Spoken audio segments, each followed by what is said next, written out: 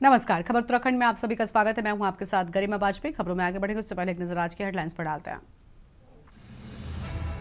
टिहरी के 82 तक शुरू होगी रेल सेवा। ऋषिकेश कर्णप्रयाग रेलवे लाइन बनेगी विकास की मिसाल। केंद्र से मिल रहा पूरा सहयोग। रुड़की के महंत यति राम स्वरूपानंद गिरी का आमरण अनशन। 5वें दिन भी जारी आमरण अनशन। अस्पताल में भर्ती लेकिन अनशन जारी। उत्तराखंड में पलायन सबसे बड़ी चुनौती। कैबिनेट मंत्री सौरभ बहुगुणा ने कहा पलायन रोकने के लिए सरकार सक्रिय।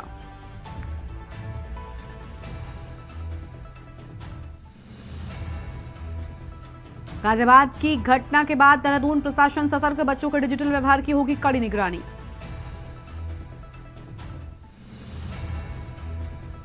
नैनीताल में 124 लोग ले रहे दोहरी पेंशन। कैग रिपोर्ट से फर्जीवाड़ा हुआ उजागर। धनराशि की वसूली की जाएगी।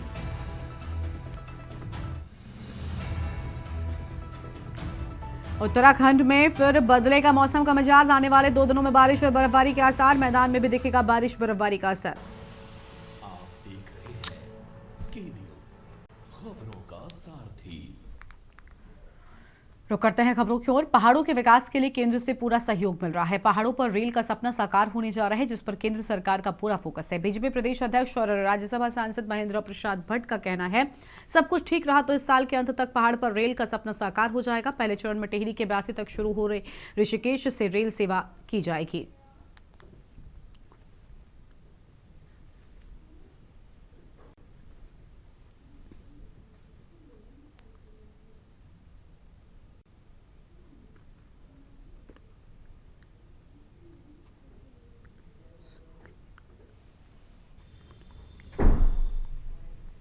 और कंट्राक्ट लाइन का काम चल रहा है।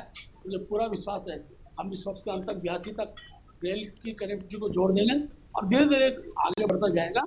और एक उत्तराखंड के लिए पर्यटन की दृष्टि से इस रेल लाइन का बहुत बड़ा महत्व है और इस रेल लाइन का यथाशीघ्र पूर्ण हो, इसके लिए सरकार प्रयत्नशील है। भारत सरकार इसके लिए हर प्रकार की मदद करने को तैयार है। ये सभी टनल्स में फाइनल लाइनिंग का काम भी चल रहा है, जो कि उससे लगभग 6 महीने बाद पूरा हो जाएगा। उसके अलावा जो हमारे ओपन एरिया के वर्क्स हैं और हमारे ट्रैक वर्क्स हैं, signal and telecommunication and OHE के वर्क्स हैं, वो भी डिफरेंट स्टेजेस में हैं। जैसे बीएलटी का वर्क अवार्ड हो चुका है, आप यहाँ बाहर देख भी सकते हैं। यहाँ पे बीएलटी की हमारी फैक्ट्री इस्टेब्लिश हो गई है, स्लीपर फैक्ट्री, और इसका काम भी शुरू हो चुका है। जो बीएलटी मतलब बैलास्टलेस ट्रैक, तो उसमें बेसिकली बैलास्टलेस ट्रैक पड़ेगा, उसके ऊपर से रेलें लगेंगी, तो रेलें भी आनी शुरू हो चुकी हैं। यूजीसी कानून के विरोध में दहियाकी शिव मंदिर के महंत यति राम स्वरूपानंद गिरी का आमरण अनशन लगातार तेज होता जा रहा है। उनके आमरण अनशन का 5वां दिन है। प्रशासन के द्वारा सिविल अस्पताल रुड़की में भर्ती कराए जाने के बावजूद महंत का अनशन अभी भी जारी है। यूजीसी कानून के विरोध में आमरण अनशन पर बैठे दहियाकी शिव मंदिर के महंत यति राम स्वरूपानंद गिरी महाराज का संघर्ष और भी तीखा होता जा रहा है। पंचदश नाम जूना अखाड़ा के महामंडलेश्वर यति नरसिंहानंद गिरी महाराज के शिष्य यति राम स्वरूपानंद गिरी ने साफ शब्दों में कहा कि चाहे प्राण चले जाएं, लेकिन उनका संकल्प नहीं टूटेगा।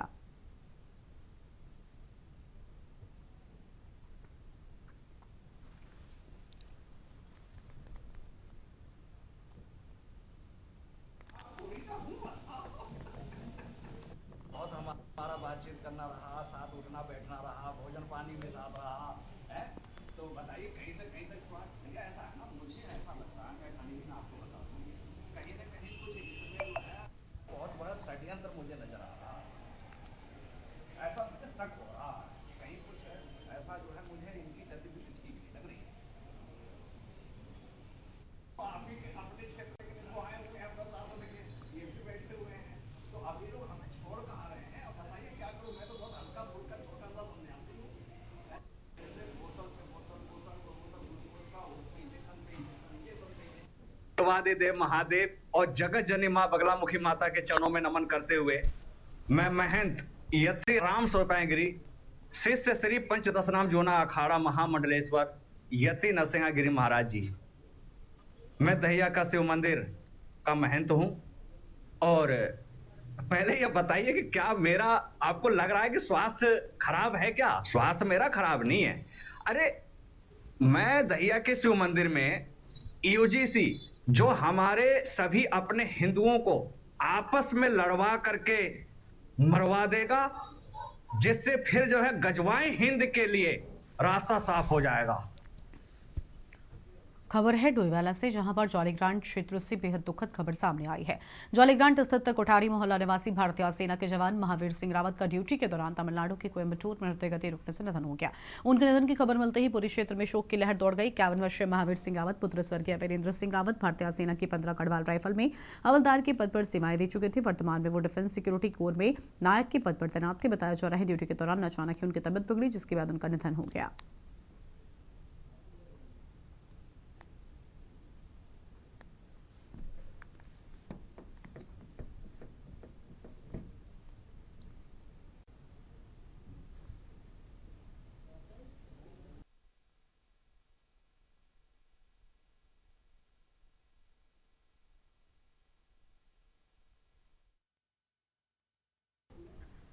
खबर है खटीमा से, जहां पर बिरिया मझोला क्षेत्र में आयोजित स्वर्गीय मनीष चंद्र स्मृति द्वितीय ग्रामीण क्रिकेट टूर्नामेंट 2026 का समापन एवं पुरस्कार वितरण समारोह भव्य और उत्साहपूर्ण माहौल में संपन्न हुआ। इस मौके पर प्रदेश के मुख्यमंत्री पुष्कर सिंह धामी मुख्य अतिथि के रूप में मौजूद रहे। मुख्यमंत्री ने विजेता और उपविजेता टीमों के खिलाड़ियों को पुरस्कार देकर सम्मानित किया, उनका उत्साहवर्धन किया। इस ग्रामीण क्रिकेट टूर्नामेंट में कुल 16 टीमों ने भाग लिया, जिसमें क्षेत्र के युवाओं में खेल के प्रति खासा जोश देखने को मिला है।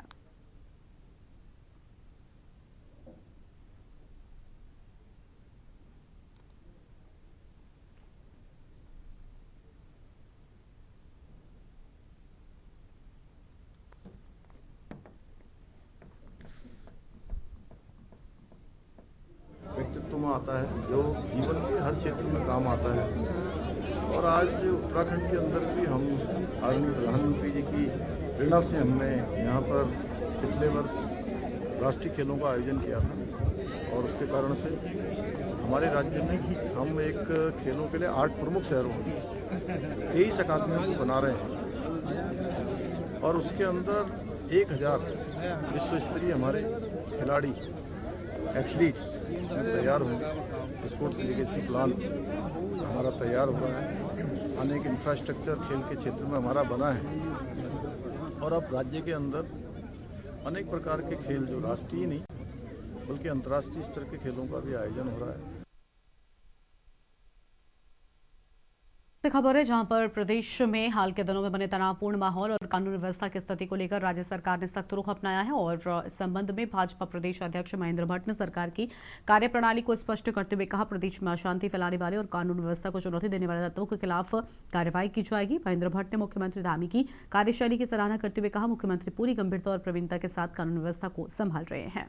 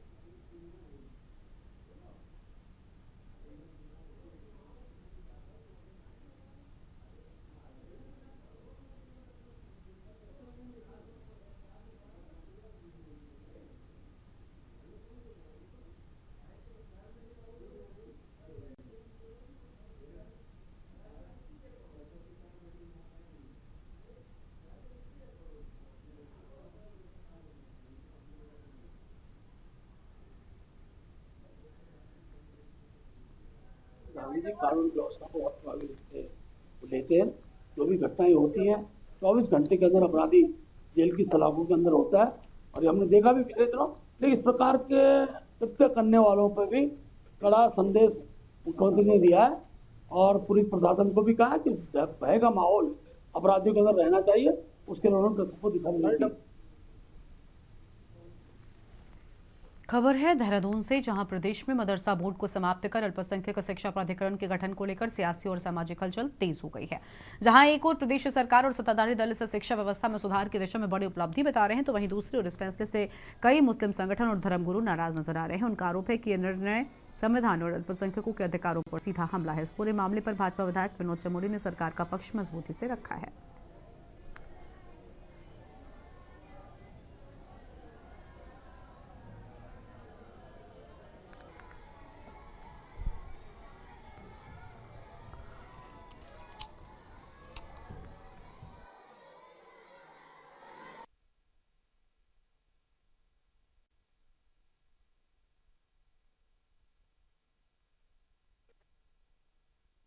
वहाँ 4 दिन ज़्यादा रुकना नहीं चाहते उनकी तो उनका उनका जो है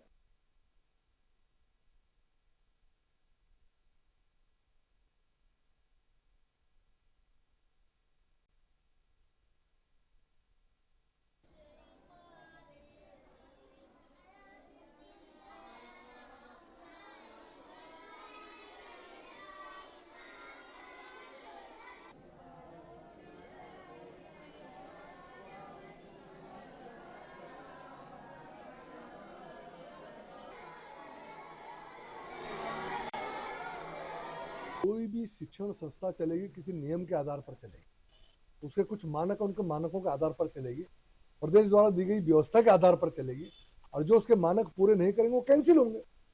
उसी आधार पर सब हुआ है। और प्रदेश सरकार ने बाकायदा पाठ्यक्रम तय किया है। प्रदेश सरकार ने कहा कि आप अनुमति ले लीजिए, जो मानक तय है स्कूल चलाने का उन मानकों को पूरा करके हम अनुमति देंगे। तो बजाय इसका विरोध करने के उन मानकों को पूरा करके सरकार से अनुमति ले और अपने मदरसे चलाएं, क्या दिक्कत। खबर है देहरादून से, जहां पर केंद्र सरकार के नए बजट को लेकर केंद्रीय पेट्रोलियम एवं प्राकृतिक गैस मंत्री हरदीप सिंह पुरी ने इसे महिलाओं के सशक्तिकरण और विकसित भारत की नींव को मजबूत करने वाला ऐतिहासिक बजट बताया है। देहरादून में आयोजित भाजपा महिला मोर्चा की बैठक को संबोधित करते हुए उन्होंने कहा कि प्रधानमंत्री मोदी के नेतृत्व में 2014 से अब तक पेश किए गए सभी बजट नारी केंद्रित सोच और समावेशी विकास की दिशा में अहम कदम है। और वित्त मंत्री निर्मला सीतारमण के द्वारा प्रस्तुत किया गया लगातार नवा बजट है, जो अपने आप में एक रिकॉर्ड है।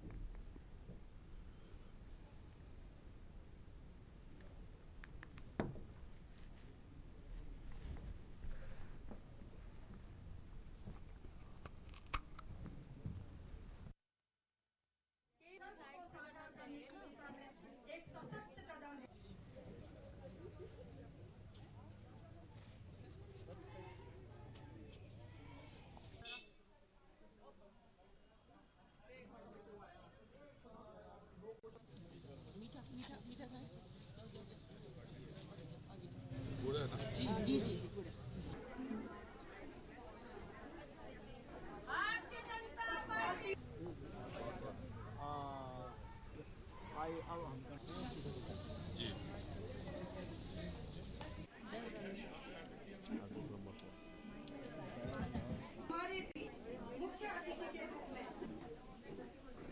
आज हम सभी यहाँ केंद्र को साकार करने की दिशा में एक सशक्त कदम है।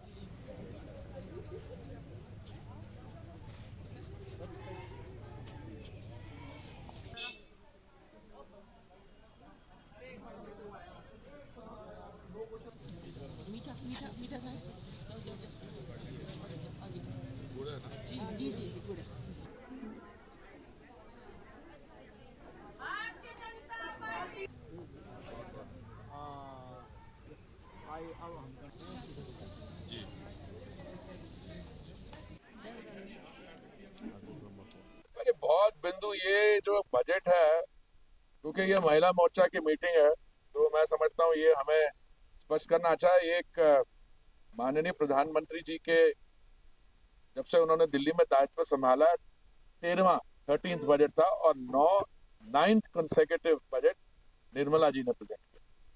तो जिस दिन से माननीय प्रधानमंत्री जी ने दायित्व संभाला दिल्ली में 2014 से, उनकी जो पॉलिसीज हैं उनको आप देखिए, अगर कैरेक्टराइज करो तो विमेन सेंटर्ड पॉलिसीज है। यहाँ पर रुकते हैं एक छोटे से ब्रेक के लिए, जो लौटेंगे।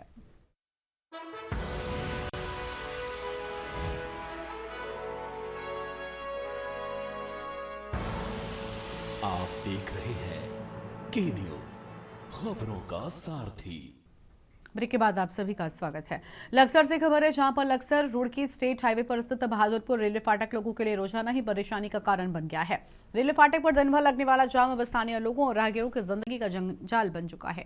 लगातार बढ़ती परेशानी को देखते हुए क्षेत्रवासियों ने रेलवे फाटक के ऊपर फ्लाईओवर निर्माण की मांग तेज कर दी है।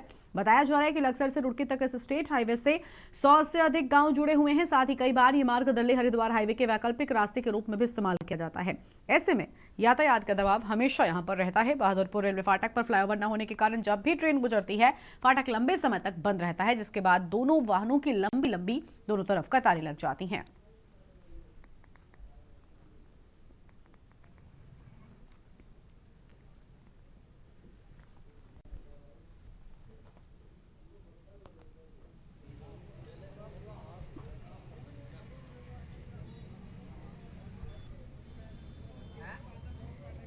तो जो है हर जो है 10-20 मिनट के बाद बंद ही रहा। जो है मुर्दाबाद का रहने वाला हूँ, परमानेंट जो है आना जाना है। और ये जब भी धक्का जब भी फाटक बंद मिल रहा है, इससे जो है अगर पुल बन जाता है ये राहत मिल जाएगी। इनमें तो ये पुल रखते हुए जो है बगैर पुल कर यहाँ परेशानी है। हर रोज़ बनाई, हर घंटे के बाद, रोज़ की बात है, हर घंटे के बाद है। ये है एक शताब्दी ट्रेन है जिसने पूरे लक्सर क्षेत्र का जनजीवन तहस नहस कर रखा है। ये बाईपास मार्ग बना था, केवल शताब्दी ट्रेन के लिए बना था। शताब्दी ट्रेन डंडेरा फाटक पर थी, जब ये फाटक बंद हो चुका। 20 मिनट हो गए हैं फाटक बंद हुए हुए, लेकिन कोई देखने वाला नहीं, कोई सुनने वाला नहीं। घंटा जाम लगा रहा है। रात में 3 घंटे पिकअप गाड़ी थी, उस पीछे हमारी होंडा सिटी थी, बीच रोड से हम क्लियर गए थे भाई साहब। पर रात 3-4 घंटे जाम में फंसे रहे यहीं। बिल्कुल भाई साहब, आप ये चाहिए कि थोड़ा जल्दी खुल जाए। आप ये पब्लिक परेशान हो रही है, हम भी परेशान हो रहा है भाई साहब। अभी की हम आधा पौन घंटा हो गया भाई साहब। खबर है देहरादून से, जहां पर हर्बल लाइफ संस्था की ओर से सही भोजन बेहतर जीवन विषय पर प्रोटीन ब्रेक थ्रू जागरूकता कार्यक्रम का आयोजन किया गया।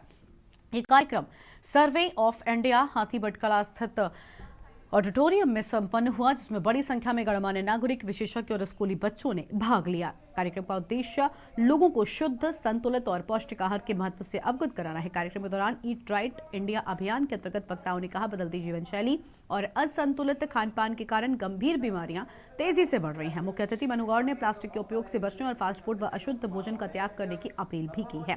उन्होंने कहा कि कम, शुद्ध और संतुलित भोजन ही स्वस्थ और लंबे जीवन जीने का आधार है। भाजपा मंत्री नेहा जोशी ने कहा, आज की पीढ़ी का खान पान पूरी तरीके से असंतुलित हो गया है और उन्होंने शुद्ध भोजन, पर्याप्त कैलोरी, दूध के सेवन और नियमित योग को अच्छे स्वास्थ्य के लिए अनिवार्य बताया है।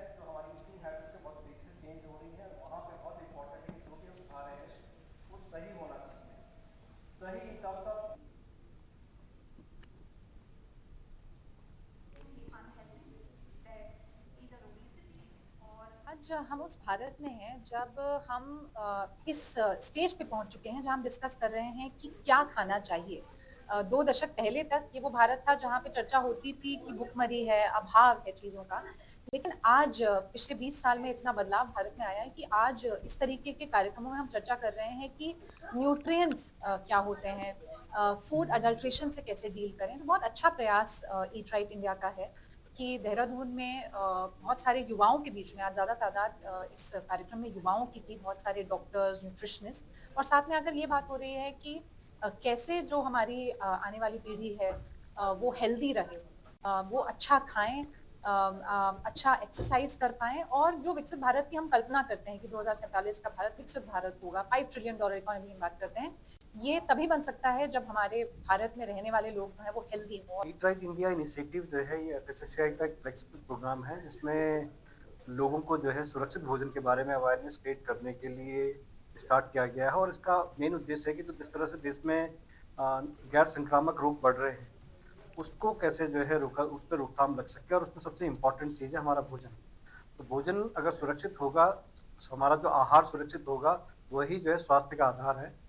और युवाओं पे न्यूट्रिशन को कैसे प्रमोट करते हैं, इसके लिए हमने काफ़ी मॉडल भी बनाए हुए हैं। आज के दिन ईट राइट इंडिया में जब हम यहाँ पे आए हुए हैं, मैं एक ही संदेश लोगों को देना चाहता हूँ कि जो फूड है आपका, उस फूड को आप बहुत अच्छे तरह से समझिए और आपके लाइफ में न्यूट्रिशन बाद में आता है। फूड की महत्ता बहुत इंपॉर्टेंट है। आज इसका टॉपिक ही है कि हम प्रोटीन मेटाबॉलिज्म के बारे में क्या मिथ है, क्या इसके बारे में सही है, इसके बारे में बात करनी है। तो प्रोटीन बहुत इंपॉर्टेंट पार्ट है, लेकिन प्रोटीन के लिए हमें एडिक्टेड नहीं होना है। दून कांग्रेस की एक महत्वपूर्ण बैठक परवा डोईवाला में आयोजित की गई और जिसमें कांग्रेस के वरिष्ठ नेता और चक्राता विधायक प्रीतम सिंह ने शिरकत की है। बैठक में 16 फरवरी को प्रस्तावित राज्यपाल लोक भवन घेराव कार्यक्रम को लेकर कांग्रेस कार्यकर्ताओं के साथ विस्तृत रणनीति तैयार की गई और इस मौके पर दून कांग्रेस जिलाध्यक्ष मोहित उनियाल, डोईवाला ब्लॉक प्रमुख गौरव सिंह, वरिष्ठ कांग्रेस नेता अश्विनी बहुगुणा, हेमा पुरोहित, सागर मनवाल, जिला पंचायत अध्यक्ष सुखविंदर कौर सहित बड़ी संख्या में कांग्रेस पदाधिकारी और कार्यकर्ता मौजूद रहे।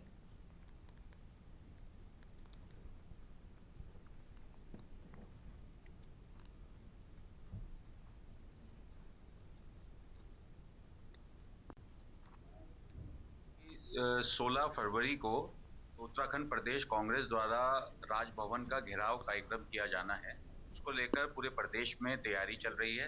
इस कार्यक्रम के संयोजक पूर्व मंत्री, चक्राता से विधायक एवं कांग्रेस की जो चुनाव अभियान समिति है उसके अध्यक्ष आदरणीय प्रीतम सिंह जी डोईवाला पहुंच रहे हैं। डोईवाला क्षेत्र में आज ये बैठक है। डोईवाला ब्लॉक में पूरे विधानसभा क्षेत्र से या मुख्य जितने भी लोग हैं वो यहाँ पहुंच रहे हैं कि आज एक हम लोग आपस में चर्चा कर रहे हैं 16 तारीख को किस तरह से हम लोग यहाँ से जाएंगे और पार्टी नेतृत्व से हमें जो क्षेत्रीय मुद्दों के बारे में भी जानकारी मांगी गई है, जिसकी आज हम चर्चा करके पार्टी नेतृत्व को बताएंगे ताकि उन मुद्दों को भी हम उठा सकें। देखिए, आप अगर जिस समय भारतीय जनता पार्टी की सरकार बनी थी उससे पहले जिन मुद्दों पर गलत प्रचार करके जिन मुद्दों पर ये सत्ता में आए हैं, आज वही मुद्दे इनके लिए गले की फांस बन गए हैं। देखिए, कांग्रेस की आज ही नहीं, काफी समय से, और कांग्रेस ही नहीं पूरा प्रदेश सड़कों पे उतरा है। पूरे प्रदेश में एक ये बात सामने आ रही है कि भ्रष्टाचार चरम पर है, महिलाओं का शोषण हो रहा है, किसानों का शोषण हो रहा है, महिलाओं के साथ अत्याचार हो रहा है। तरह तरह के जितने आप ये मान के चलें कि जो नहीं देखा था वो इस सरकार में देखा जा रहा है। 16 फरवरी को कांग्रेस जो है राज्यपाल आवास कूच करने का काम कर रही है। जो हालात हैं, जो परिस्थितियां हैं वो आप सबके सामने है। कानून व्यवस्था पूरी तरीके से ध्वस्त है। इस प्रदेश के अंदर महिलाओं पर लगातार अपराध हो रहे हैं और उन अपराधों में भारतीय जनता पार्टी के नेता संलिप्त है। अंकिता भंडारी उसका एक जीता जागता प्रमाण है। इस बुलेटिन में इतना ही। तमाम बड़ी खबरों के लिए आप देखते रहिए न्यूज़ इंडिया। नमस्कार।